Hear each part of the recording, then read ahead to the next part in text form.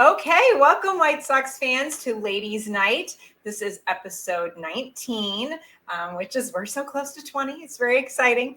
And I am your host, Melissa Sage-Bollenbach. You'll find me at Southside Sox and Sox Populi. You can find me on Twitter at SoxMom72 and SoxMom72 pretty much everywhere. I should have the patent on it, but I don't. And I am super excited to have Julie Swieca-Gannon with me again today. Checking in halfway through the season. We had her on right at the beginning of the season almost. Talked about a lot of fun things, but I invited her back because I wanted to get a pulse on what she was feeling halfway through. So Julie, welcome back to Ladies Night. Thank you. Thanks for asking me back. And there's always White Sox stuff to talk about. So yes, good to kind of catch up from where we left off. Yes. We talked for like an hour and a half last time, and I'm sure we could probably keep talking this time.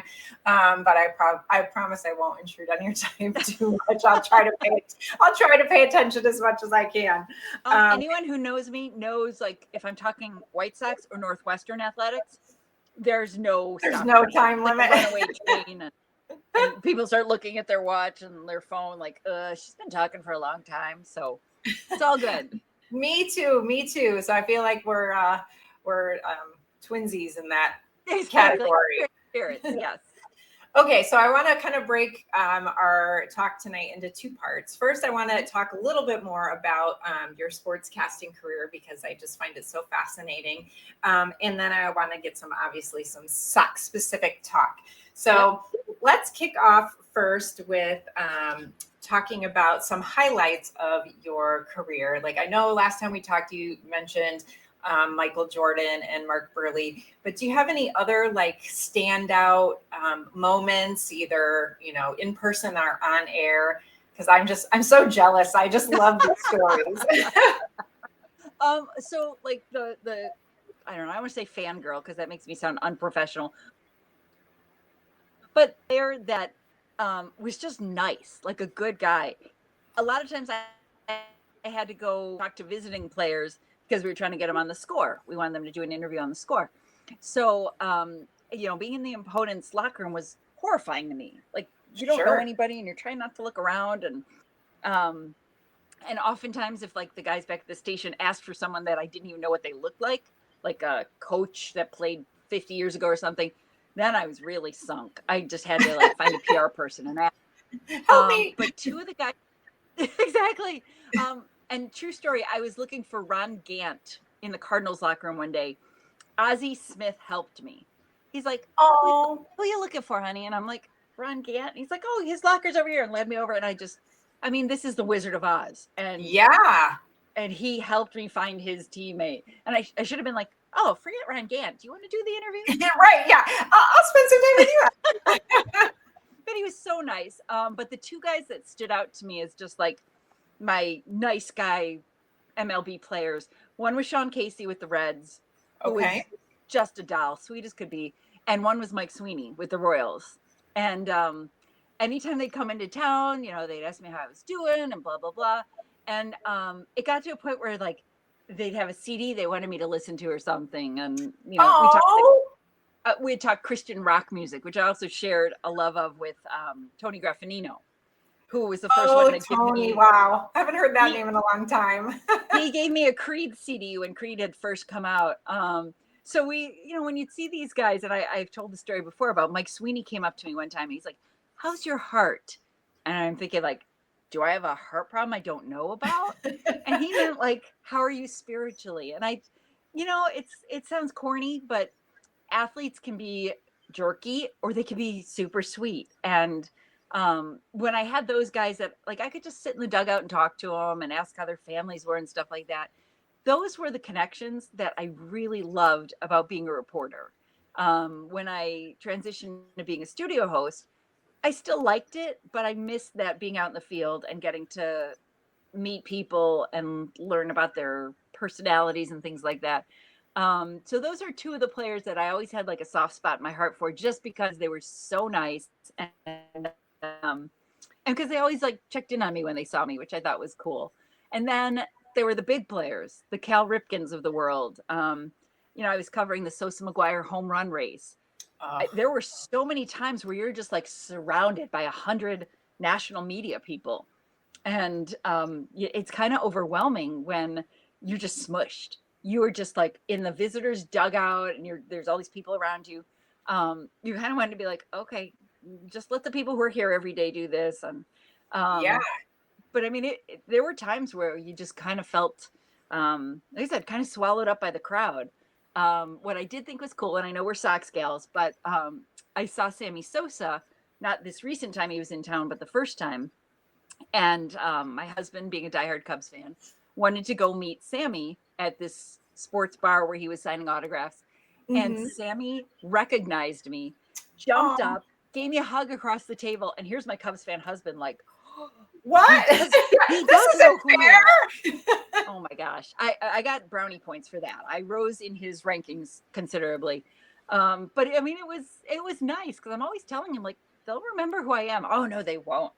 Well, the first time Ozzy saw me and recognized me, he's like, yeah, okay, maybe they do know who you are. You spent so many years building relationships, and like you said, just that, like, the personal touch and things that goes a long way, I feel like. Yes. And also, just the fact that I was there so many home games. I mean, I probably covered, if, the team's playing 82 games at home or 81 games at home, I probably covered like 50 minimum for each team in town. Yeah. So I was out there a lot. I wrote thank you notes to all the players at the end of every season, just any of the ones who had like gone out of their way to do interviews for me. And in fact, Kip Wells, if you remember Kip Wells. Oh, sure. Yeah. Such a sweet guy. And he had like this crack in his voice. So if you asked him a question, he'd be like, well, I think I needed to work on my curveball today. But I mean, they're also young, but he was just so so golly gee shucks, just low key, whatever.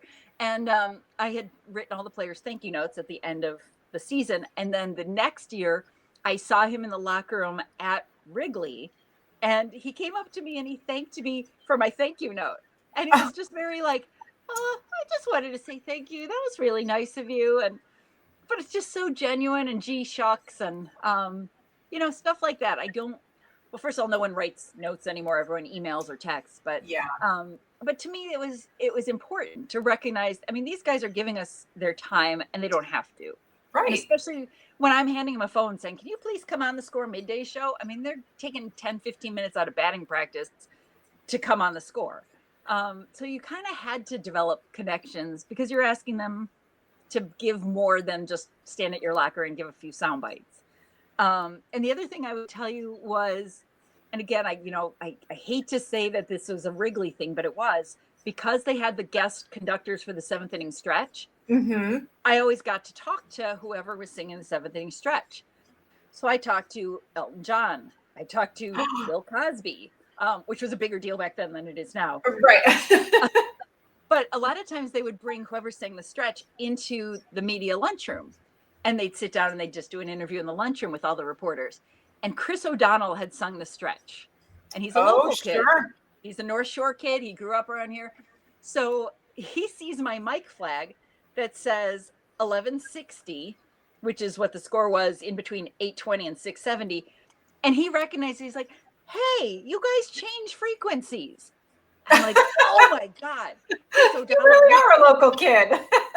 It just blew my mind that here's this Hollywood hunk who listened to the Score. Yeah. And I'm like, he's probably heard my updates. I just thought that was so cool. And, just such a random thing. I mean, he literally surrounded by all these mic flags and he's like, hey. And I just thought that was so cool. Like such a surreal moment when Hollywood crosses with sports. Oh yeah. And what a kind of unexpected bonus, that yes. Most people, because of how Wrigley Field does that, most teams don't really have that opportunity for the people covering them to meet the Hollywood superstars that happen to, like the team or interact or whatever. So what a cool extra bonus that is. I mean, Elton John, holy cow. He's like, I put him on the Score. I'm like, oh my God. I told him how my mom had been at his concert the night before. And, you're just like I am now. I'm constantly da-da-da-da-da. And I just wanted him to like not big time me. And he was so nice.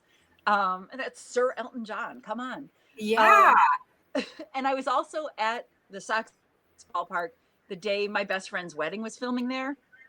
Every player came up to me in the locker room and said, "Have you seen Julia? Is she here?"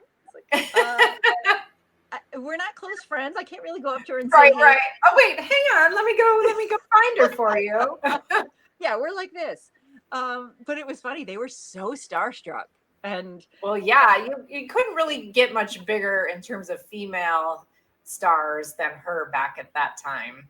Right. And I remember, the Sox don't have a lot of celebrity hangers on type. Yeah. But I remember for a while, John Cusack and DB Sweeney were in the Sox locker room. And I remember seeing DB Sweeney, and I just wanted to run up and tell him, "I loved you in Cutting Edge." Oh my gosh, I love Cutting Edge. I saw that in the movie theaters. Oh my gosh, love that movie. I wanted to go up to him and go, "To peek." Yeah, that is actually such an underrated movie. It is so good. And he totally would have had me like escorted out of the locker room, like a stalker. But it was just, again, it wasn't like I was, I'm going to slip in my phone number. It was Hollywood meeting sports. And it was for people, my friends or whomever who think like, "Oh my gosh, you met Michael Jordan." If I know people who have met Hollywood people, like, "Oh, I was downtown and I met Jeremy Allen White, who's in town filming The Bear," I would be like, "Oh, you have to tell me where he was." It's just different when you're used to one side of things and you experience the other. And again, that most of these people were really nice. I think if I'd gone up to Elton John or whomever and asked him to come on the score and they were rude, I probably would have been like, "Okay, not going to do that again." But yeah, since they weren't, that's just that. That's great. Yeah. And I like I said, it's a trend here, if you notice, that anybody who I felt just to be a good human being, whether it was a Hollywood type, a baseball player, whatever, if they were just a nice person, like the empath in me always was like, "Oh, that's so cool. That's nice that they're nice." And again, because athletes have such a reputation, and sometimes rightfully so, for being jerks, that I always liked bringing exposure to the ones who were nice guys. And if they were doing charity work, I know people were really nasty about Andrew Vaughn when he got traded. And all I could say was like, I know he didn't reach expectations here, but he and his wife did a ton of charity work in Chicago. Absolutely. And he always seemed like a nice guy. I didn't talk to him one-on-one, but he did sign a baseball for me once. But he was a nice guy, and I wasn't going to kick dirt on him leaving town because his batting average wasn't where we wanted it to be. Yeah, because they're humans at the end of the day. Right. We would want somebody to treat us the same way. And I know we get passionate and we kind of get lost in it. But, I think part of what was coming back to you and the people being so kind is that vibe that you were giving off as well. Like you were being respectful, you were being kind, and they could read that about you. And I just feel like when you're one of those people who put that out there, then it comes back to you. And so it's just, I think a lot of sports fans, we lose that sometimes when we get all worked up about play on the field. It's not life and death. And that's important to remember. So absolutely. We're going to get back to that. Thank you for the compliment about my vibe, because I like to project that that's who I am. Like, yeah, absolutely. This is only the second time we've talked in person, but just from the moment I met you, I could tell that you were just somebody who likes to bring light into the world. And thank you.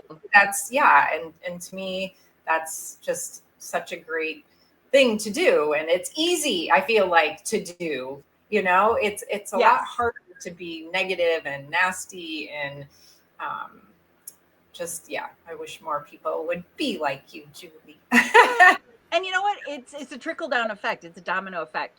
If, like, I do this a lot. If I see somebody at the grocery store, like there was a woman wearing a really pretty sundress one day, and I said, "I love your dress." And she could have been like, "You're weird." But instead she was like, "Really? Oh my gosh, I thought it made me look fat, blah, blah, blah." I was like, "No, it's fabulous on you." Or sometimes people will be like, "Really? I got it at Goodwill." Like people warm up to when you're, just striking up a conversation. And then, maybe because I said that to her, maybe she was having a bad day. Now she's having a better day. Yeah. Or I left feeling like $1 million because I made her day. So then it snowballs. Right. I think it's so easy to be kind. And like you said, it's so absent in today's world. So Yes. Well, you and I are going to do our best to keep on shining it forward. absolutely.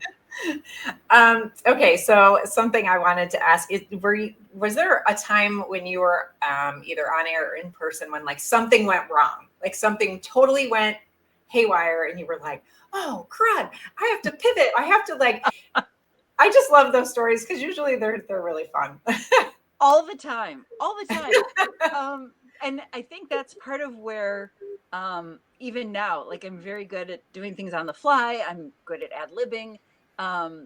When things go wrong, even as a pastry chef, there was a time when I was working at Mariano's and something had happened to somebody's like wedding cookie order, and our whole cake department had just pulled together and not like knocked these cookies out in half an hour. And that teamwork and that, come on, let's just figure it out and get it done, instead of going, oh my gosh, how do we lose you again? Right. So I think some of that does go back to my days in radio, where a lot of the time you're live. And like you don't have any time. And a lot of it does go back to those days when I'm handing a cell phone, and these were the brick phones back then. Oh gosh. And you were just hoping and praying that the cell signal held up.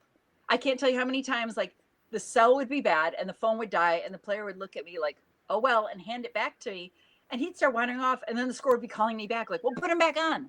And you're like, well, he's gone. We lost our opportunity. The line died. He saw his exit and he was like, see ya. It happened with Darren Dalton of the Phillies once, where I was sitting in the Wrigley visitors dugout, and I was putting him on with the Scores midday show, Jiggets North. And the producer would have to put up on the screen like, hey, Darren Dalton is on hotline 1. And then they'd have to punch up the call. Well, sometimes the producer is doing this, trying to get their attention, and they're still not noticing.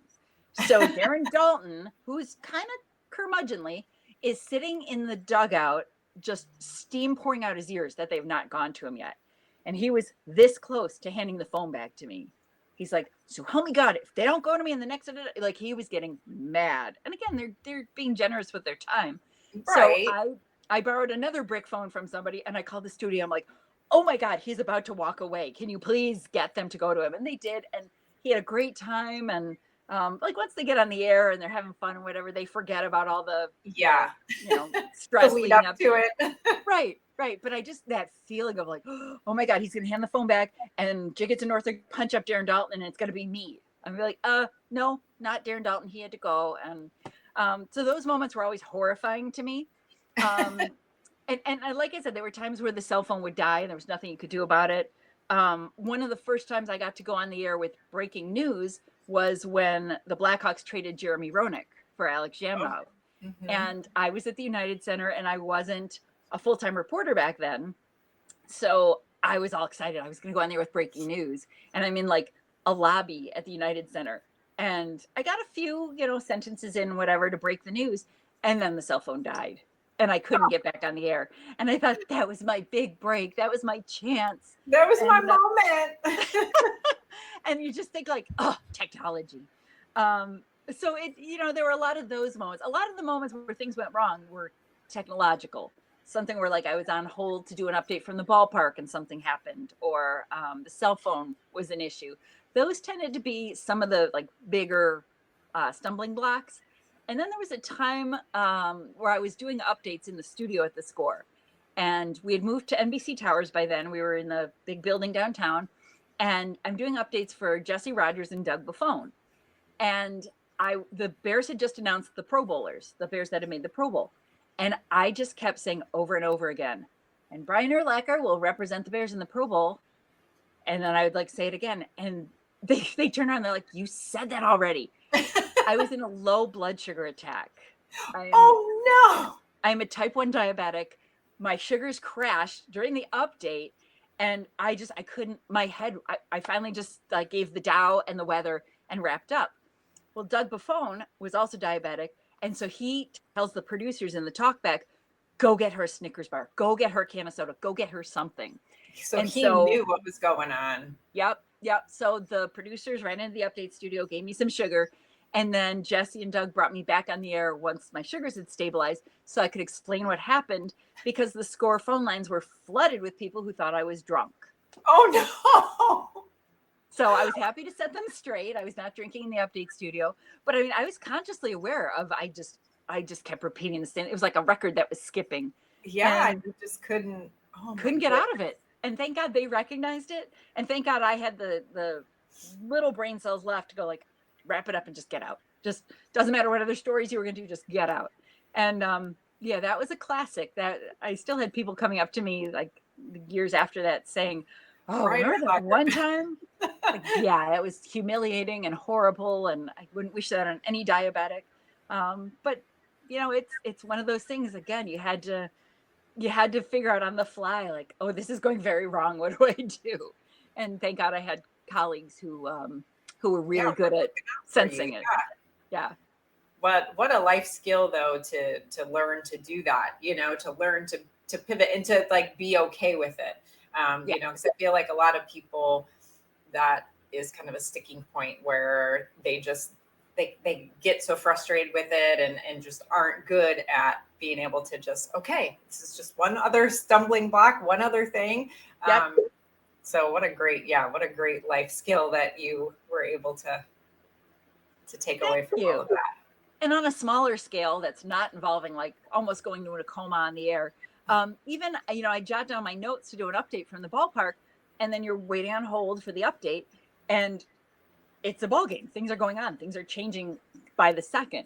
And so you might have like written all these notes, and then all of a sudden, you know, somebody hit a 3-run homer, or a pitcher threw at a batter, or something happened, and you couldn't go off your notes. You had to just go off the top of your head. And in my early Score days, it was a lot harder for me to be able to, like you said, pivot and be able to adjust to like, oh, I can't just read my notes and update the score. I have to say what happened. And then as you get more comfortable with it, it's so much easier. You can say, well, guys, just moments ago, Sammy Sosa, blah, blah, blah, blah, blah, and then you just flow with it. You also couldn't do play-by-play on the air. That was not allowed based on the flagship radio agreement. Oh, sure. So if Sammy Sosa steps to the plate, or Frank Thomas steps to the plate and hits a 2-run homer while I'm on the air, I can't say anything. The host back at the studio could see what's going on. They're like, oh my God, did you see that?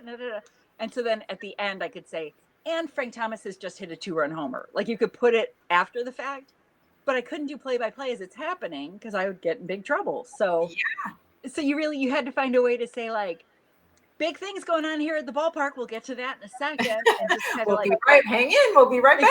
Exactly. Or even just like stall, like, you know, just stay put. It's going to come up in like 10 seconds when it's not live anymore. And, and, you know, there were, you know, I think you had maybe asked me in some of the stuff we were talking about off the air, about like times where you had to fight being a homer. And one of those moments was when Jerry Manuel was managing. And I don't want to like jump ahead in your timeline, but there was a time when Jerry Manuel was managing, and I was really good at being impartial on the air. But that day I was just so angry at the way he was managing the game. And basically my report started out, Jerry Manuel's piss poor handling of the White Sox ball club has cost them the lead. And I was just like, it wasn't one of my prouder moments. Like, you know, I didn't cheer in the press box. I didn't like pound the table or anything, but I mean, you could see I was either gritting my teeth or like pumping my fist under the table or whatever. That was one of the moments that to this day I regret that I let my emotion get the better of me. And I love Jerry Manuel. We had a great relationship, but I was so angry at him that day. Whatever he did with the bullpen or however he was making pitching changes, I was like, you gotta be kidding me. So everybody has a breaking point.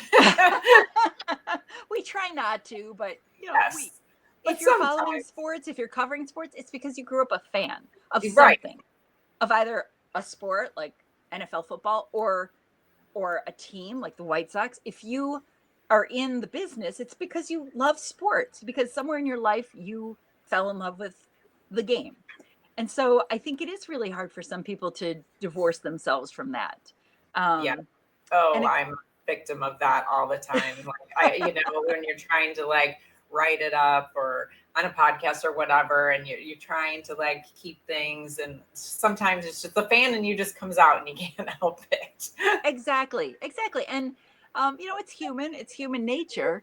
And I think that's why when like you get into the playoffs and you lose the local broadcast, when it's the national media takes over the broadcast, it's a little sad to me, because you want to hear, Hawk Harrelson, you want to hear your guys. And, when it's all of a sudden Joe Buck or whomever doing the play-by-play, you don't get that homer aspect. And that's why we listen to our home team's radio, our home team's Yep. TV broadcast. It's because we want to hear that homerism. And I know people, including my husband, can't stand the way Hawk Harrelson did his job, but he's a Cubs fan. Yeah, right. Sox fans, that's our guy. Like, we love Hawk. We love saying he gone, and you could put it on the board. That's what we grew up with. And so we want to hear that. If it's our team and it's a broadcast that we're invested in, you want a little bit of that homerism. So yeah, it's hard to like tamp it down in the press box, but you don't want to get kicked out. So yeah, no, you definitely don't want that. And there are times where people would be raucously cheering in the press box at Wrigley, and I would turn around like, excuse me, and then I look at the PR people like, are you gonna do anything about this? And usually they didn't, but some people were more professional about it than others, and it's up to the PR people to handle it. But right. people sometimes, like I said, I covered the Sosa McGuire home run race, and there was definitely cheering in the press box that summer. There was a lot of it. And, what can you do? You can't police everything, much as I would like to, but. Yeah. When history is involved, it's like a whole different level of, Exactly. Okay. So I have one more question for you before we move on to the next part. We're going to take a break quick. So that my boss doesn't get mad at me. We don't want that. Forgetting that. So we're going to take a break quick and we will be right back. So hang with us. All right, we are back. And before we move on to our Sox talk, I have one more question for you. And this kind of ties into what we saw at the park yesterday, or let's see, what is Wednesday? Yeah, Tuesday, with the Ketel Marte situation. Sports fans are very passionate, sometimes aggressive. And so what are your thoughts on that? And then how did you deal with that in your career? Because I'm sure that, you had plenty of angry people. People angry at me, or people angry at the players, because there was both. I was so heartbroken when I saw Marte break down on the field, because these are tough guys, these are athletes, they're not supposed to show their vulnerability, and this guy broke down on the field sobbing, and his manager wanted to go out there. I heard Torey Lovullo saying he was like a father figure to him, and that his heart was breaking when he saw his player crying. And as the game's unfolding, you don't know why he's crying, and thinking like, is he upset that he didn't make a play? Is he hurting? Is there an injury? And then when you find out it's a Sox fan that brought him to tears by bringing up his deceased mother, like, really? Do you have any compassion in your body? Do you have any? And the people who say like, oh, well, fans pay for their ticket, they have the right to say what they want. BS. The ballpark, the team, the security guards, they have the right to remove you if what you're saying is vile, vulgar, cruel, disruptive to people around you. And you and I were talking off the air about how Sox fans already get a bad reputation. There's the Legue father and son who charged Tom Gamboa and beat him up when he was the first base coach for the Chiefs, or the Royals. There's, the gun in the left field bleachers. I don't remember if that was last season or the year before. But there's all these things that like Sox fans get a bad name over. And when a new one pops up, it's like, oh, we're back in the national media for all the wrong reasons again. And you're kind of ashamed, because Sox fans are better than that. Obviously you and I have tons of people in our circles who are Sox fans, and none of them would be the type that would do that. None of the people we're friends with, colleagues with. And and it made me feel bad. I was happy that the White Sox not only apologized to him, but apologized to the Diamondbacks organization. Like, we're sorry you experienced this here in Chicago. But really, there's such a bad taste in my mouth. I've been at plenty of games where people are heckling and screaming, "You suck," and blah, blah, blah. And even when it's the home team, when people are heckling Sox players, I'm like, oh, they're doing the best they can, and that's our team. Like, they need our support. And, again, it goes back to they're human beings, like you said. And they know it sucked that they struck out with the bases loaded, or they know it sucked that they booted a ball at first base. They don't need you to tell them. And I'm not saying fans can't boo, but when it's really vile, it's just uncomfortable. It's not fun to be at the ballpark when somebody's just being an absolute D-bag. And it's a whole other level, yes. to get personal like that, as opposed to just being like, oh, that stinks, or you're bad, or whatever. But to target it like that specifically is just, it's amped up beyond anything that's even close to being appropriate. Right. And I think, when it's witty, when it's clever, I think the players actually enjoy it. I know a lot of outfielders say that the fans will like joke with them about something. And if it's something like, I don't know, they were seen at a casino the night before and somebody's going cha-ching with the wheel, then it's kind of funny. I'm making that up, but if they're heckling them over like a nasty divorce, some huge scandal or something, I don't know if you remember this, and I can't think who the pitcher was, but the pitcher was dating Tawny Katane, she was some, pinup girl, for, to go old school terms. She was in a Whitesnake video crawling on top of a car. Oh, and yeah. Whoever the pitcher was dating her or had a relationship with her or something.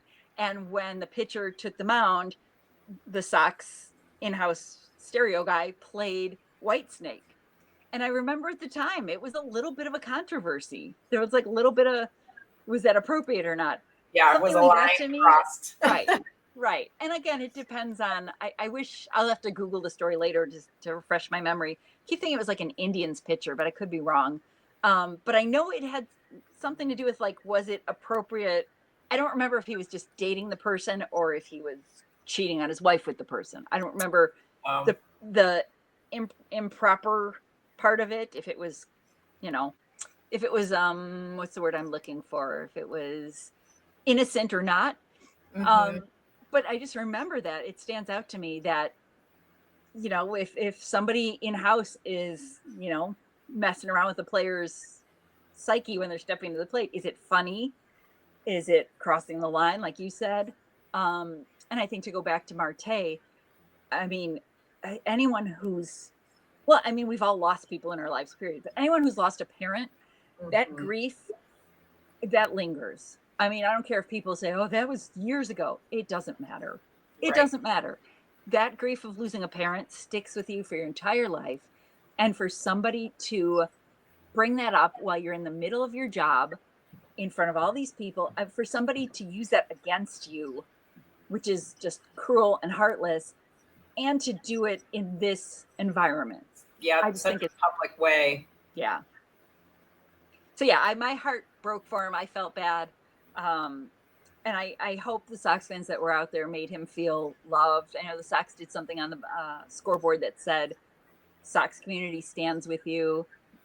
That's how it should be. I'm glad people went above and beyond to try and make up for this one guy who, again, doesn't represent Sox fandom. Unfortunately, it shines a light on the bad side of any fandom, let alone Sox fans. But I hope he felt like Sox fans were telling him, this is not how we all are, and we're sorry that this guy treated you like this. Did you guys have any incidents at the score where people would like call and tell you, say negative things about you, or, if you ran into anybody saying, oh, your take on that was just terrible, and you're, anything like that? For the most part, the call screeners did a really good job screening out people. Like if somebody called up drunk from a bar, they weren't going to put them on the air.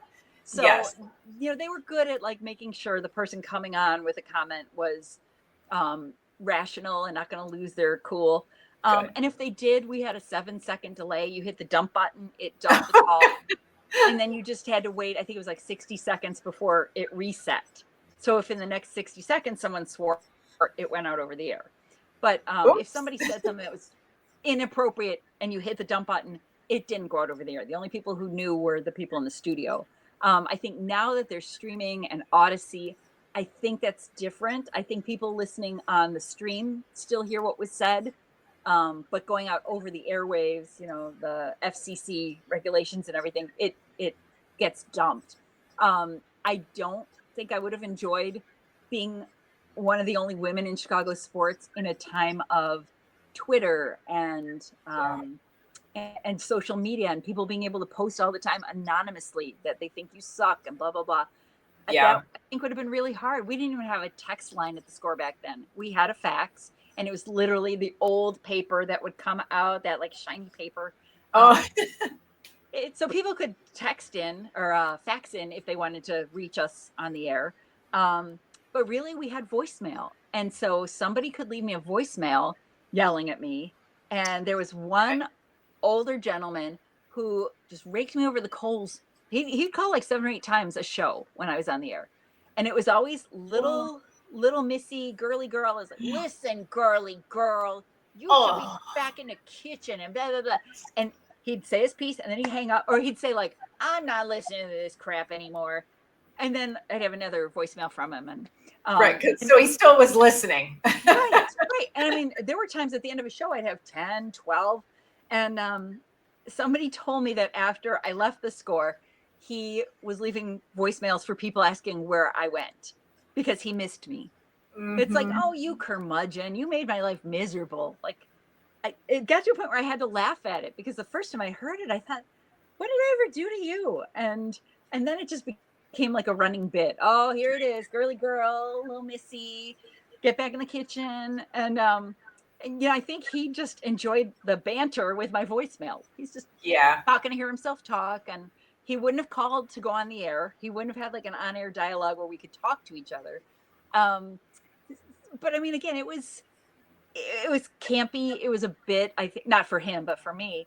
But if it had been vile, if it had been somebody saying like, I know where you live, I'm going to wait for you in the alley, blah, blah, blah, that would be pretty awful. But for the most part, the people I dealt with in person were respectful. I think people lose their bite when they see you in person. They might be telling their friends they think you suck. They might be leaving you voicemails. When they see you in person, they lose their nerve. And a lot of times, I did score bar appearances. You'd go out to a bar on a Monday night, you give away, Bears memorabilia and score koozies and stuff like that. And people were super nice. People came up to me and, just wanted to watch game with me and talk. And I had a lot of really, really good fans at the score that some of them I still keep in close touch with this day. One of them, and I don't think he'll mind if I tell the story, we became friends through, he was a score listener, and he used to, send me faxes or emails or whatever. And we have stayed friends all these years. And he is second cousins with Ryan Noda. Oh my gosh. So his name is John. And for years, John has been updating me on how Ryan's doing in the minor leagues, in the big leagues. Like when he went to play for the A's, John was so excited. And if there'd be like an online article about him, he'd send it to me. And so he had told me last weekend that Noda had gotten the call that he was joining the White Sox.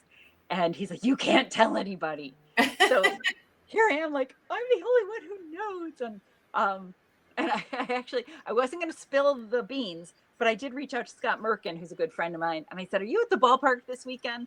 And he said, no, I did the first part of the road trip and then I came home. And I said, I had a story I could have helped you with and blah, blah, blah. And, because I knew so much background information about him. I knew that he grew up a Cubs fan. I knew, that he lived in the area and which family members were Cubs fans and Sox fans. And so that was really cool. And so I root for Ryan Noda. I want him to stick with the Sox, partly because I have that history of knowing connection, how hard he works and how much he wants to be here and how much his family is excited about it. I don't know if you saw when his mom was at the game, And she had the t-shirt with the ice cream sundae on it. Yeah, that was really sweet. Precious. And this is really funny. I think your friend John tweeted at me because I had put something like, you know, I was salty about Tim Elko going down because I've been like an Elko fan since since the Sox drafted him and stuff. And I was just salty about him going down. And I was like, I'd rather see Elko, strike out and hit a bomb than this guy I don't know strike out and not hit any bombs. And he like tweeted at me just like, oh, he works really hard and everything. And I'm like, oh yeah, like it's nothing personal at all. It was just really sweet. But he was like, yeah, I'm related to him or something like that, or that he said. And I was like, yeah, I mean, I always hope they do the best, but I'm just an Elko fangirl. So I get it. When he was sent down, it's like you didn't even give him a chance when you called him back up. And I mean, you want to find room for all these people to contribute. I know you feel the same way I do. If you can drive in runs, if you can hit homers, if you could get on base, you're welcome here. We have a spot for you. Yes. And so, and our starting pitchers will come pick you up at the airport if you could give them run support. So, honestly, like I knew, just from what John had told me, I knew Ryan could steal bases. I knew he does have some power, and we saw him hit his first home run in a Sox uniform the other day. Mm-hmm. I know he's got some potential. And so I hope he contributes because A, I'm rooting for him, but B, I'm a Sox fan. And I want the Sox to get some runs. And it's so feast or famine with this team. And when they win, they put up a lot of runs. And when they lose, they either have no offense and they lose like 8-0, or they have no offense and they lose like 2-1. And they're both bad. They're both gut-wrenching. But the number of one-run losses they've had in the last 2 years, if you take this season alone, if you change half of those one-run losses to wins, it flips. It completely flips. Yeah. Whole different scenario. Maybe you're talking about them as a wild card contender, or maybe at least they're more respectable. But I do get frustrated with that, they want to come through when they're up with the bases loaded in the ninth. They don't want to suck. But you're kind of like watching like this through your eyes. Like, oh no, yes. I can't. And we watch the games. We stream on Roku. So we're a little behind. And if I have my phone with me, if I'm like on Sox Twitter or something during the game, I get the updates of the scoring. Before you see it. We'll have the game on and I'll go, damn it, blah, blah, blah. My husband will say, were you looking at your phone again? Yeah. I do that same thing, and my son gets so mad at me. He's like, don't tell me. Don't tell me. It's hard not to. I mean, it's not like I'm staring at my phone like, okay, is there an update? I'm on CBS Sports. Did anyone score? It's just if I'm like, I could be playing games on my phone while social media tells you. Yep. Right. And as soon as you get that alert, especially if it said they gave up a run, you're like, oh no. Or if you're behind, if you're one of those people who like goes back to watch a play or something, which I was doing today a couple times. If you're going back to watch something and you're not current, all of a sudden you're like, wait, how did somebody hit a 2-run homer? I didn't think there's anyone on base. And then you go, oh yeah. Okay, got to forward a little.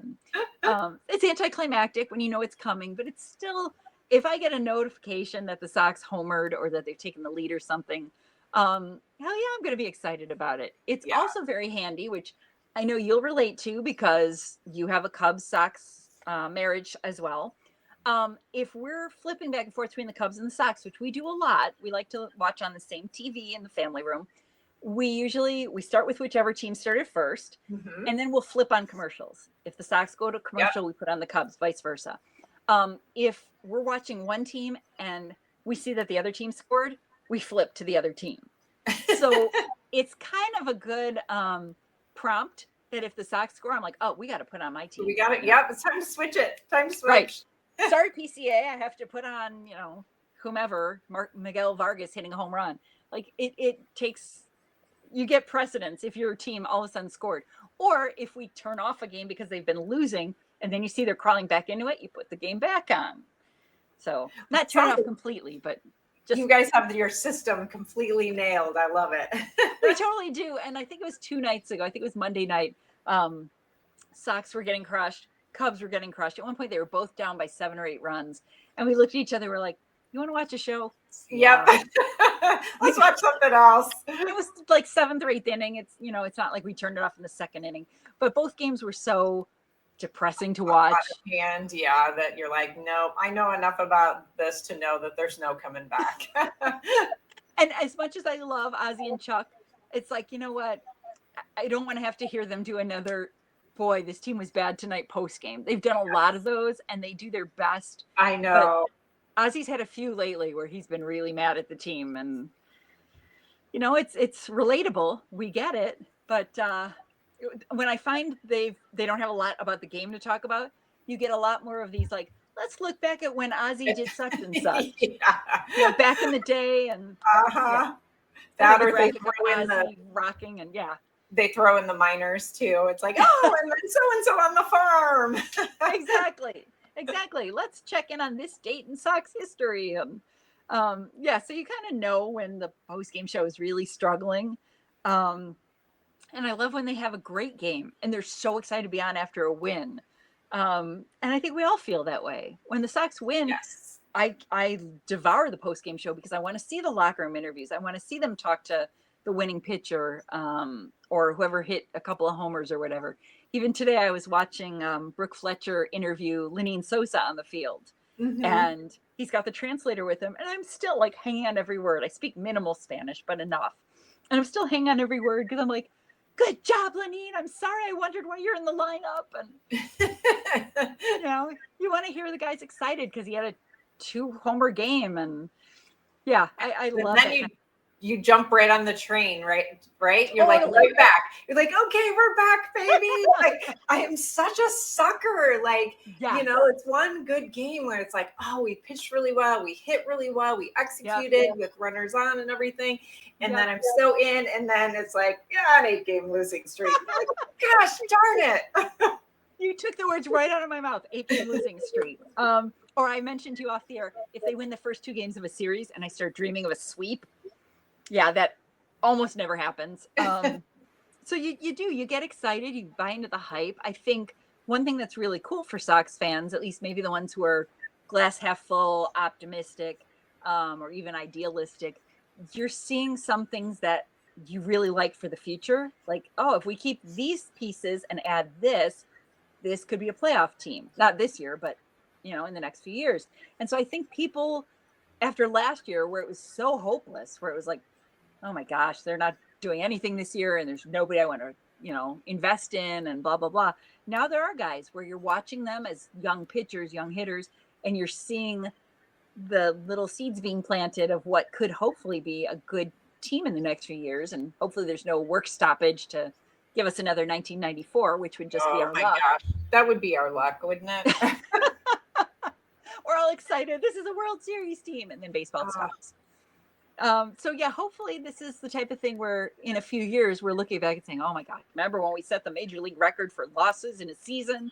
Hopefully we're laughing about it in a few years and we're saying, God, we were crushed when Garrett Crochet got traded, but look at all the guys we got back.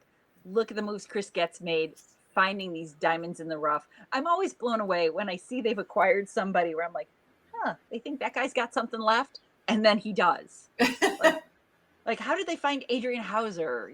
Where did this guy come from? And, the fact that they got Tyler Alexander, I was hoping, his first day here was bad, but hopefully he can be a part of the bullpen that gives them some arm depth.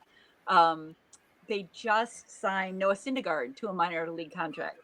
And here I am in my car as I see it cross screaming, Thor! Like, I mean, I don't know if he's got anything left. But if you've got all these young pitchers who are already maxing out like number of innings pitched in their career, and you've got to watch them the rest of the way, if he can get guys out and come and eat up innings, welcome aboard. We'll find you a locker. Yeah, so you can be a good teammate and you can help the young guys out and help them not like burn their arms out. Be greatly appreciated because we need them moving forward. Oh my gosh. And I'm looking at that now. They showed one day, like, these 4 pitchers in the Sox starting rotation are already all at their maximum innings pitched in their careers. And I'm thinking oh boy, we don't need any more Tommy John surgeries. No, we certainly got enough of those. Although, did you see all the Diamondbacks guys that have had Tommy John? I think they've got 4 recovering right now. Yeah, their pitching, I mean, their offense is amazing, which I think is helping them survive, stay above water and all of this. Because that lineup is quite potent. But boy, their pitching has been decimated too. So all these people who said, "Oh, the White Sox, don't know how to develop pitchers and they ruin their pitchers' arms." Look around baseball. Yeah, no. Baseball is ruining pitchers' arms. They want guys who throw 102 miles an hour, much as I love it when our guy does it.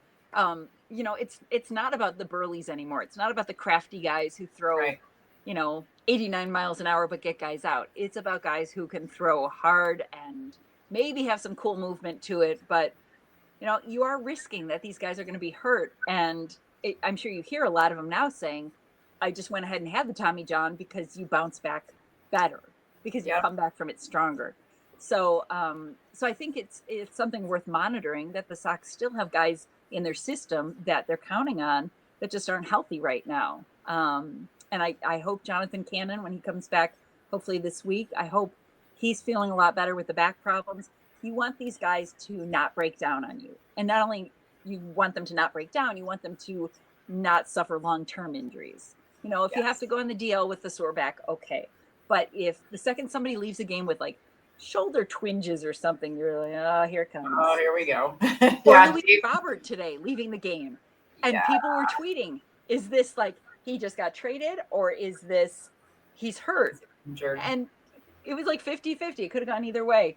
I did a poll. I did a quick poll, and I got like 300 responses in like a super short time frame. And everybody's like, "Oh, I think it was like 60-some%, like traded." And I was like, "Oh, nope." And I didn't vote on it because by the time I saw it, you had already known, so I didn't want to cheat.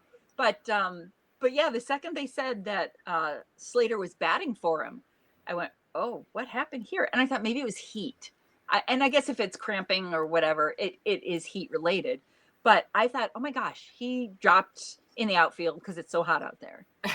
I honestly thought he came back into the dugout and just couldn't. It was like, I can't do it. Right. It's too hot. Right. And so, we're all waiting for what the announcement is. And I mean, honestly, I didn't think it was a trade yet. I thought, we're maybe getting closer, but I don't know, there haven't really been any rumors swirling around, like which team is showing interest.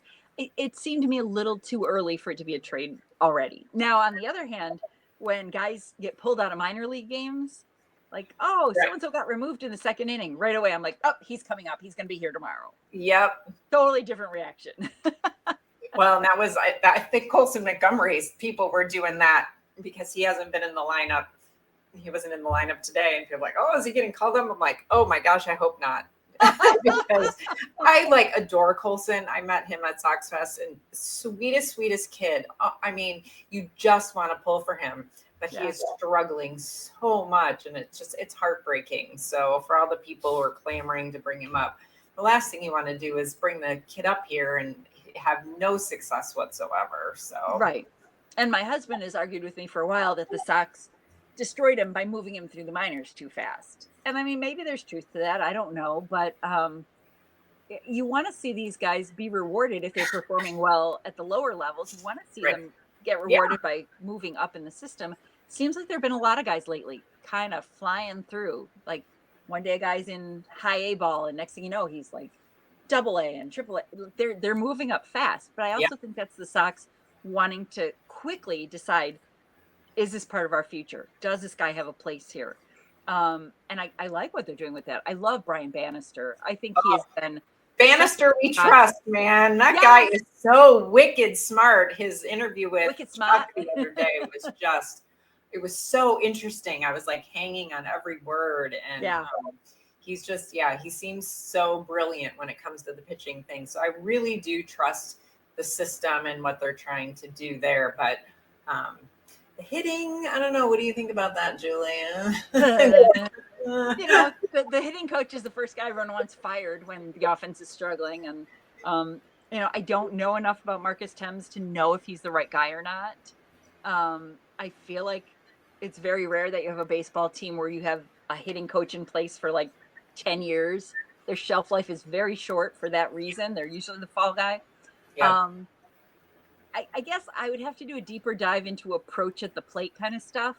Like, it's one thing if you're, hitting balls hard, but you're hitting them at guys, or if you're drawing walks, but you're not, or White Sox, classic example, Sox are kings of not bringing runners home. Yes. They'll have guys on and they always ground into a double play when they have one out and guys on, and all of a sudden nobody on and the inning's over. It is so White Sox. So I think some of it is circumstance. Some of it is, if guys were doing stupid stuff at the plate, I'd be a little more worried. If guys don't know to advance a runner, if they don't know, I don't know, to be patient, if this pitcher's throwing this pitch. When a pitcher throws 3 that are like hit the mascot kind of pitches, I'm baffled when somebody swings at the 4th pitch. I don't care what the broadcasters are saying about, does he have the green light here? This guy can't hit the broadside of a barn right now. Yeah. Like, wait until Why are he you throws swinging? a strike. Right. Walks are good. We like walks. Walks get you on base. Thank you, Chase Mydroff. But I think a lot of the hitting coach perspective or effect or influence is what kind of plate appearances are they having? What kind of plate discipline are they showing? Are they finding a hitch in somebody's swing that they can fix? Are they recognizing something that is fixable or an adjustment they can make? So I think that buys them a little bit of credibility in my book. Just what they did with Miguel Vargas was huge. I mean, that guy's become one of their most proven clutch situation guys. Mhm. And early in the season, or even after they acquired him last year, he looked dreadful. So, so I'm willing to be a little patient. I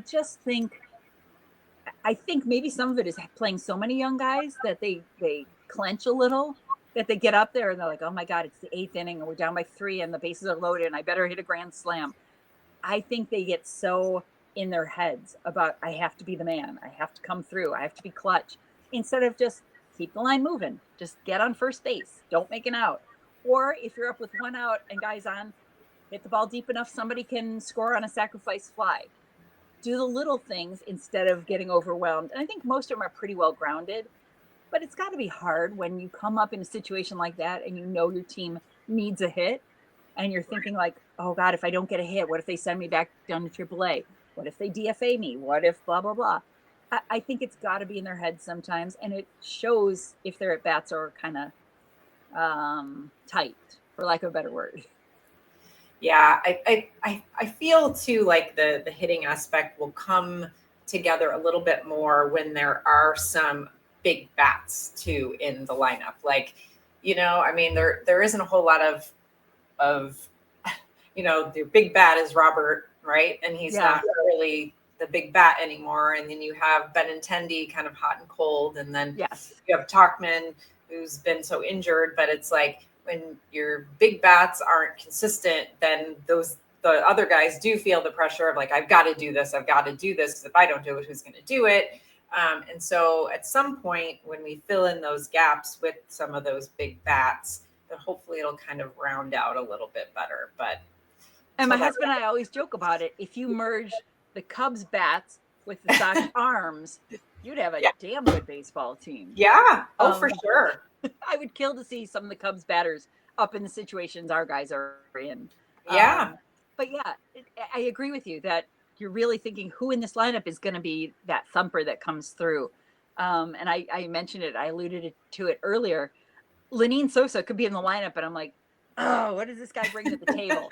And then he lights up the entire offense today. 2 home runs. Sheepish, like, oh, sorry. Okay, I guess Will Venable knows what he's doing. And as much as I love our pitching staff, I always feel like you could always use more pitching. Somebody was talking one day, and I can't think on who is it on the team. Maybe you'll remember. Somebody on the team is friends with Skeens in Pittsburgh. Oh, okay. And I just kept thinking like, oh, put in a good word for us. When his contract's up, maybe he'll join the Sox. Like, I'm always thinking like more arms, more pitching. But then we have a whole pitching staff that's got no run support and can be like, this guy's 2-5 with a 2.9 ERA or something. Yeah. These starting pitchers have to be like grinding their teeth at night. I know. They're not going to criticize their teammates, but oh my gosh, if these guys are pitching, 5 or 6 innings of 1-run ball and take the loss, I feel awful for them.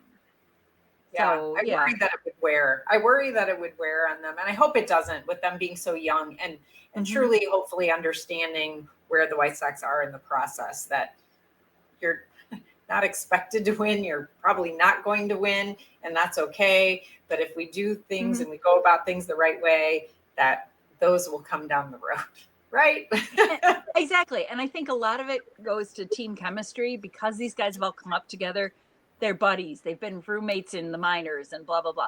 They're pals. They're, rooting for each other and joking around in the dugout. And the thing I think is cool is I see a lot of, I know there's been talk in recent years of cliques. And I think there's a lot of cross mingling. Like it's not, here's the Latin players and here's the, US born players. It's very cohesive. More integrative. Yeah. Yes. And I think a lot of that goes to Will Venable, who's done a really good job building the teamwork concept, but also getting them to buy in, relating to them. They've all raved about him, about how he is as a manager, how he is around the team, how he is in the dugout. So I think it's a combination of these guys already being close when they're getting here, and then on top of it, having a leader that's keeping them from getting to, oh my gosh, we're losing again. We just lost 8 in a row. I think he and Chris Getz are selling this team on growing pains now, focus on the finish line. We're going to get to where we want to get, but it's going to suck for a while till we figure it out. So hopefully they all stay, chin up and they're in the big leagues. So, if it's better than being at Charlotte, hopefully they don't get too depressed. Well, that's a great segue to the last question I want to ask you.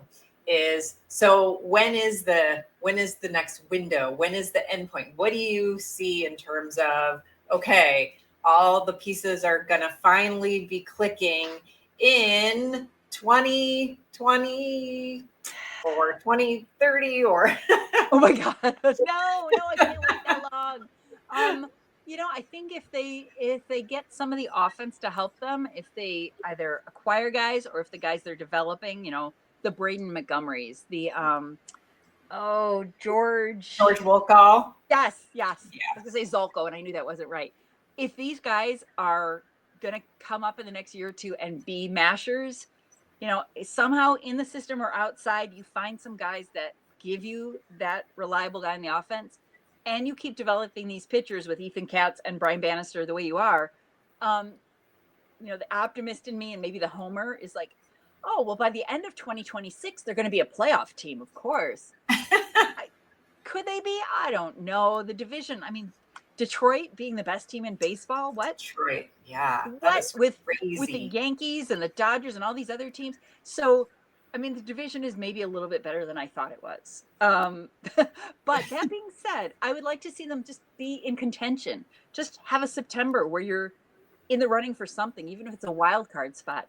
And maybe if you experience that next year and you get a little taste of success and a little taste of, how close you are, what you need to do in the off season, maybe going into 2027, maybe that winds up being a year you can make some noise.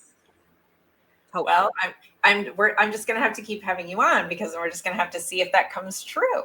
Exactly. And if it doesn't come true, lose the tape. We have no record of this conversation. And, there's so many things I've been wrong about that, when I'm right about something, I don't really brag about it because, my track record is not great. It goes back to Joe Borchard being drafted by the White Sox. Oh. And I had scouts at the ballpark told me his swing reminded them of Mickey Mantle. No lie, MLB scouts in the press Holy box. cow.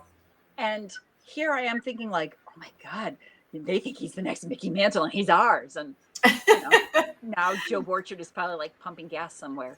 Yeah, I remember the Sox Fest. There was a bunch of hype around him one year and they brought him and everything. It kind of reminds me of what they did kind of with Coulson and stuff. Yeah.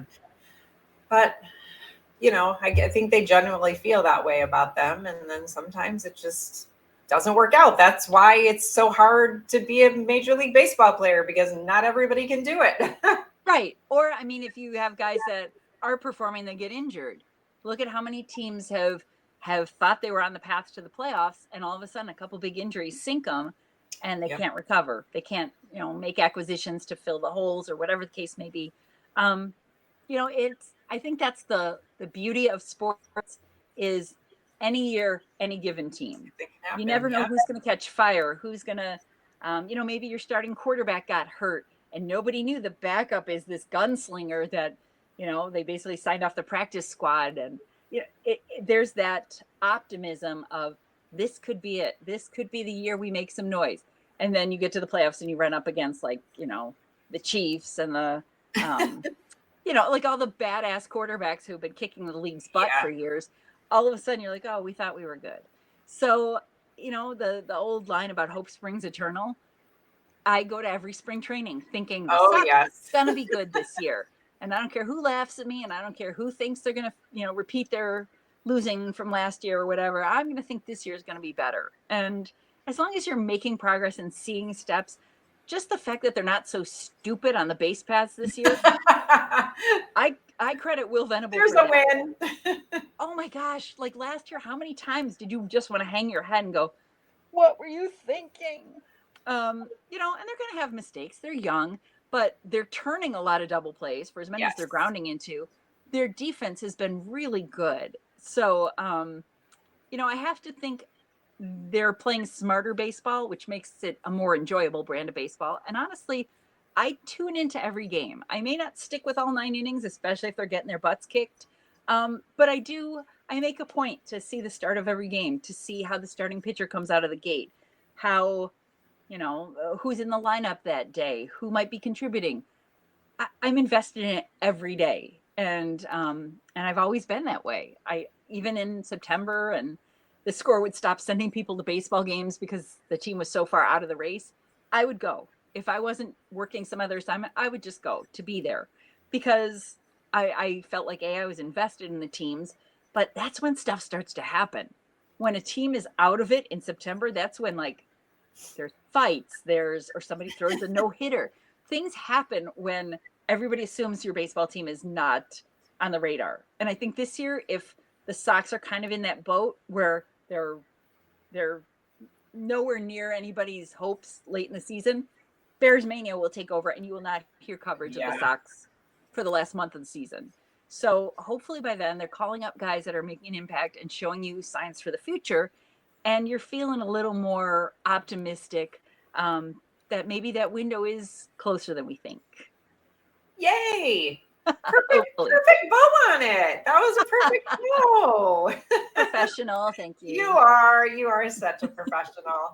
Well, thank you so much, Julie, for coming on and just talking with me about life and White Sox and professional experience. It's been a true joy, and I'm going to ask you back because I was going to say, ask me anytime. You're so much fun to talk to. So likewise, I appreciate it. All right. Well, White Sox fans, that's it for this episode. And we will be back at you sooner than you'll even realize.